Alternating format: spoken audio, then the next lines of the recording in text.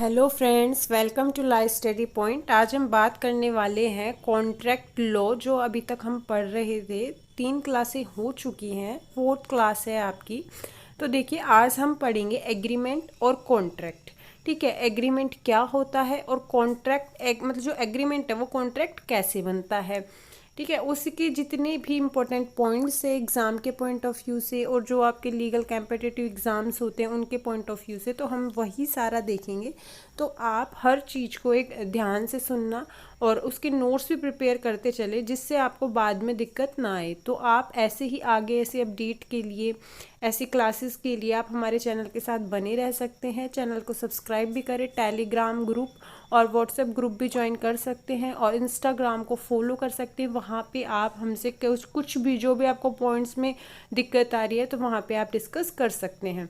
तो चलिए अभी हम बात करते हैं एग्रीमेंट और कॉन्ट्रैक्ट की, जैसा कि क्लास के हम बात कर रहे हैं उसकी। तो देखिए, पहले हम पढ़ेंगे कि एग्रीमेंट और कॉन्ट्रैक्ट क्या है।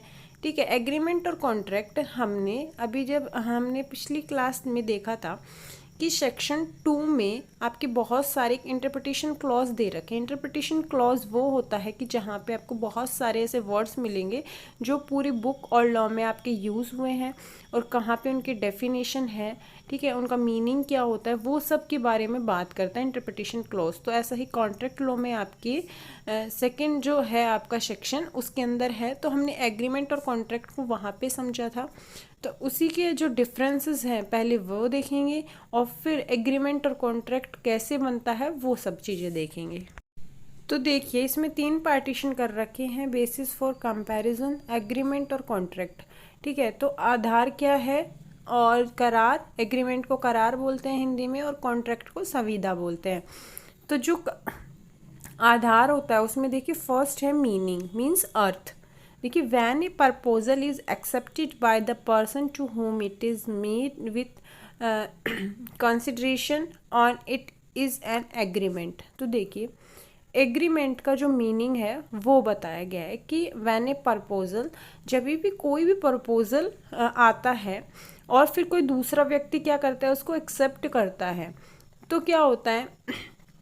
तो जब जैसे मैंने मान लो किसी को ऑफ़र किया और फिर उसने एक्सेप्ट कर लिया उस चीज़ को, ठीक है, तो मैं पहले ही सोच लेती हूँ ना कि क्या पता ये क्या करेगा, ये मतलब ये इसको एक्सेप्ट ज़रूर करेगा, ठीक है, फिर उसके बदले मुझे पैसे देगा। ठीक है, अपेक्षित विचार के साथ किया गया है तो वो क्या होगा, एग्रीमेंट होगा।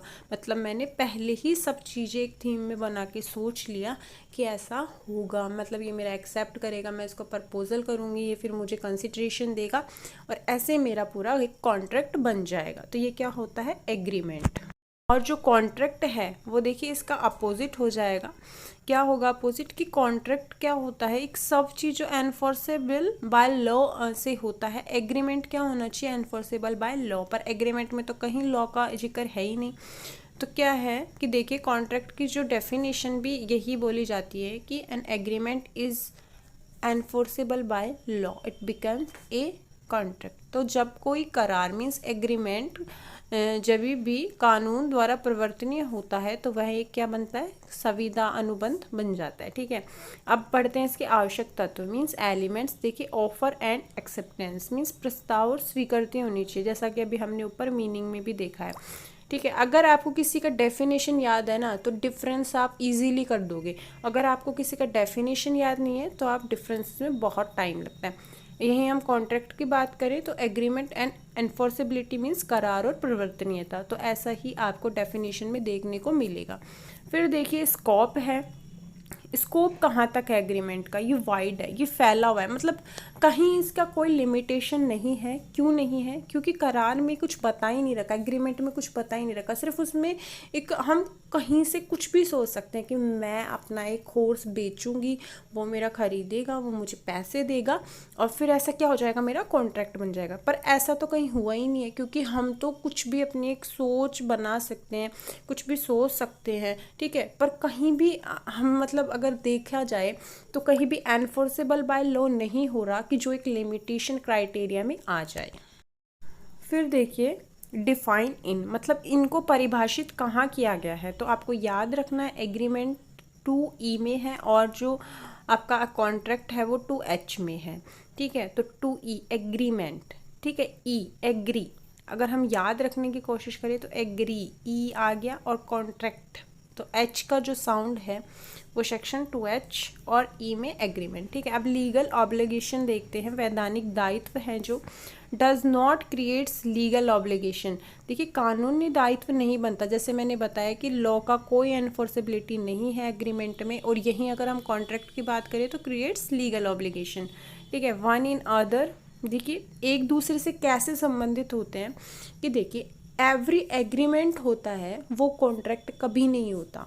ठीक है, पर अगर हम यही कॉन्ट्रैक्ट की बात करें तो जो कॉन्ट्रैक्ट एग्रीमेंट बन रहा है वो ऑल कॉन्ट्रैक्ट आर एग्रीमेंट, तो वो क्या होगा, कॉन्ट्रैक्ट एग्रीमेंट होगा। तो ऐसे ये डिफरेंसेस हैं एग्रीमेंट के और आपके कॉन्ट्रैक्ट के, कि इनमें क्या डिफरेंसेस होते हैं।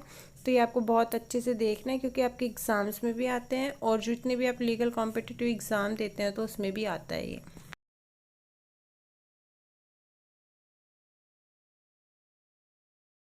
अब देखिए हम एक टॉपिक पे बात करेंगे, इस एवरी एग्रीमेंट कॉन्ट्रैक्ट, क्या प्रत्येक करार अनुबंध है। अभी जैसा हमने उस डिफरेंसेस में भी देखा था कि जितने भी करार होते हैं, एग्रीमेंट होते हैं, वो कॉन्ट्रैक्ट नहीं होते। ऐसा क्यों, ऐसे क्या जो इनके एलिमेंट्स हैं क्या है, तो हम उसी के बारे में डिस्कस करेंगे। तो देखिए know every agreement is not a contract. ठीक है, फर्स्ट पॉइंट आता है कि know every agreement is not a contract, but why, क्योंकि एग्रीमेंट क्या है, वाइड है। अभी जैसा भी हमने पढ़ा था डिफरेंसेस में। अब देखिए an agreement to become a contract must give rise to a legal obligation duty. ठीक है, देखिए जब भी एक कॉन्ट्रैक्ट होता है उसको बनने के लिए करार को कानूनी दायित्व को जन्म देना चाहिए, बट अगर अब ऐसा नहीं करता है तो वो एवरी एग्रीमेंट कॉन्ट्रैक्ट नहीं होगा। फिर देखिए एन एग्रीमेंट कैन बी, एक करार हो सकता है, ठीक है, सोशल ऑब्लिगेशन और एक वैधानिक ऑब्लिगेशन मीन्स लीगल ऑब्लिगेशन। तो देखिए सोशल ऑब्लिगेशन क्या होता है, वो कभी भी कॉन्ट्रैक्ट को राइज नहीं करता है, ठीक है, जन्म नहीं देता है। क्यों नहीं देता है, क्योंकि सामाजिक दायित्व होते हैं वो वाइड होते हैं, उसमें कोई एनफोर्सेबिलिटी बाय लॉ नहीं होता, वो अपने रीति रिवाज, अपने पारस्परिक संबंध से होता है।